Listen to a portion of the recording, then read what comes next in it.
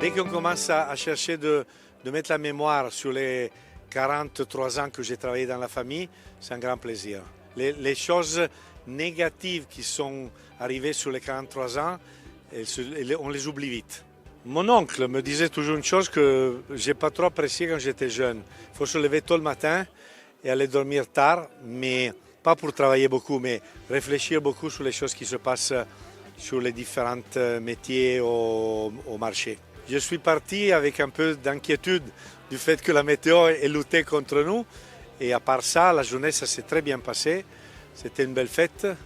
La variété des gens qui sont venus était complète, donc des employés, des clients, des fournisseurs et l'organisation parfaite. La journée, c'était pas de les meilleures, mais on peut dire que c'était très bien. On a eu des moments un peu émotifs. On se retrouve aujourd'hui ici avec une assistance plutôt sympathique et plutôt joyeuse.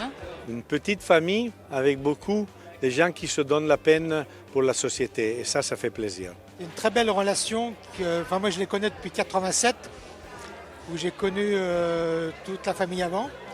C'est une très belle relation, c'est super de travailler avec Maurizio. Et je suis très content d'être ici et je le remercie beaucoup. C'est beau, c'est une belle aventure, il y a eu des hauts, des bas, mais c'est super. 45 ans, c'est vraiment un important développement en société, d'un marché qu'on a eu la chance de connaître depuis au début, quand personne ne savait qu'est-ce qu'était le granule de bois. Et maintenant, tout le monde le connaît, tout le monde est content de les utiliser, de profiter de l'économie qui peut avoir avec le pelé.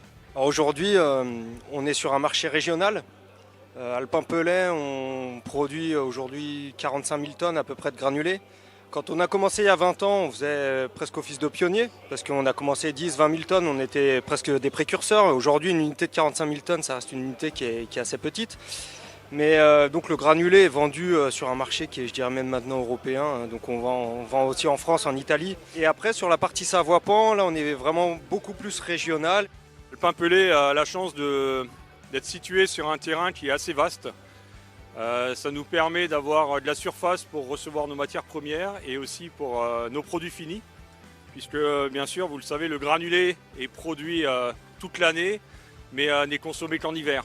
Donc on a besoin d'avoir des capacités de stockage importantes. Alpin-Pelay, c'est 80 000 tonnes de matières premières achetées chaque année pour 45 000 tonnes de granulés produits, avec 2 personnes par équipe de production, ce qui nous fait 10 personnes en production, plus les services annexes, maintenance, chargement des camions, services administratifs. La technique évolue en permanence puisque les technologies évoluent et on essaye de prendre le meilleur de chaque technologie pour intégrer des améliorations et intégrer, on va dire, une qualité de plus en plus bonne pour nos produits. Les ambitions qu'on se donne, on a nous des projets de développement au sein de Savoie-Pan.